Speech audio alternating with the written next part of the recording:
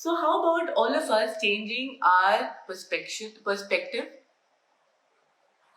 How about also doing two very interesting things, and that is enrolling people in our endeavors, in our ventures, and collectively expanding. If you share your journey with people, whether you share your joys, your sorrows, but you share that journey together and you grow together, then even sometimes when the suffering comes, it doesn't seem so terrible. It's very common that we say that when you share your sorrows, it will dilute, and when you share your joys, it will get magnified.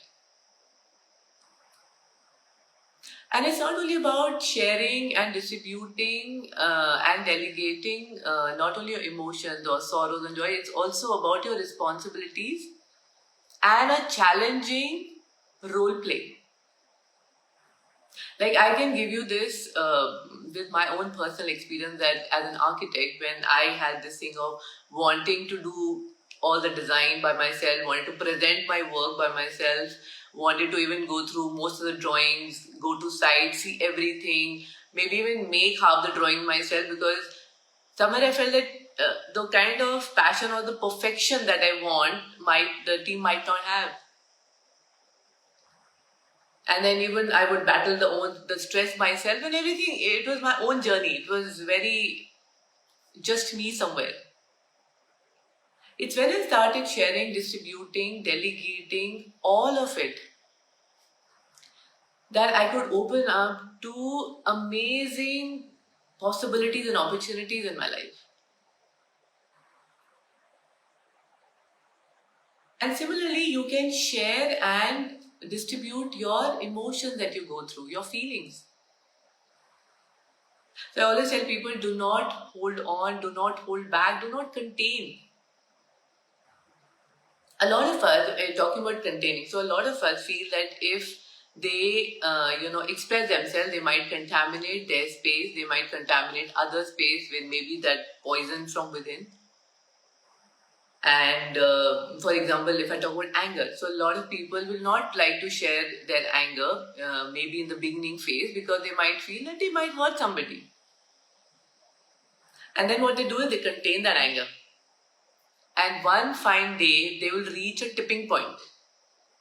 And then they will erupt like a volcano. I'm sure a lot of us would have gone through that. Or it's like when you open that soda water bottle and the fizz comes out with that speed.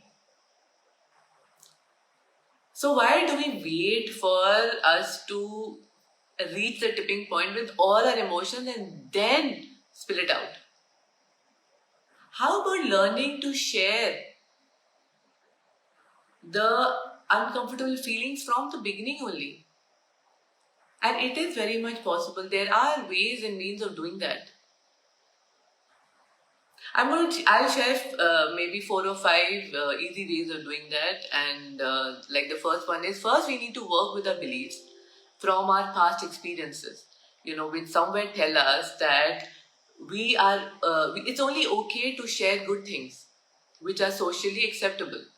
So when we share things which are ugly emotions or which are negative emotions, we so-called negative emotions, then we are socially rejected for that. And so we kind of resist from sharing. So I'm not saying that you need to share anywhere and everywhere, but it's important to share so that you can finally open up. And share you need some relationships where you can actually share.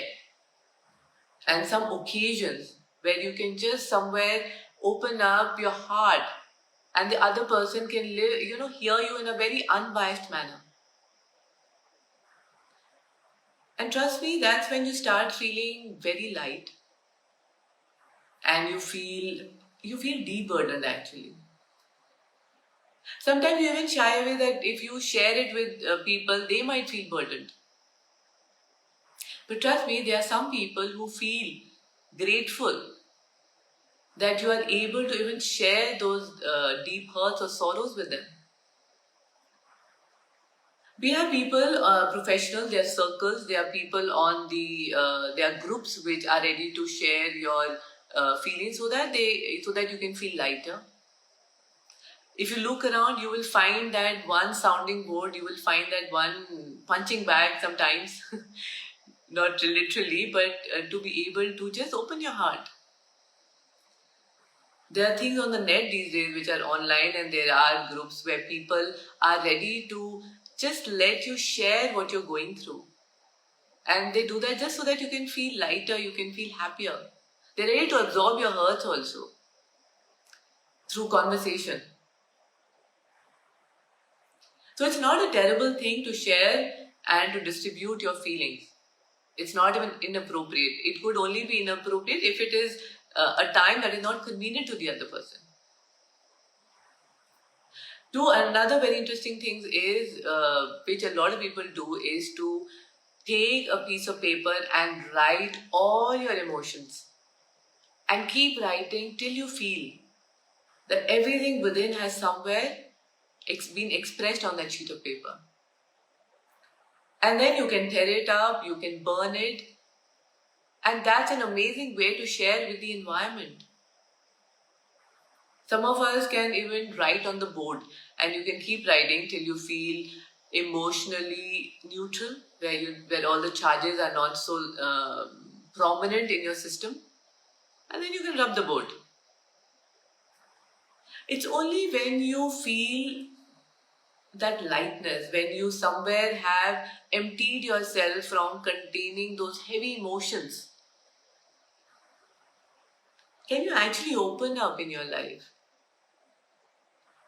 And only when you really open up can you absorb new things that are waiting for you in life. Can you even be open to receive so many things that are maybe waiting for you.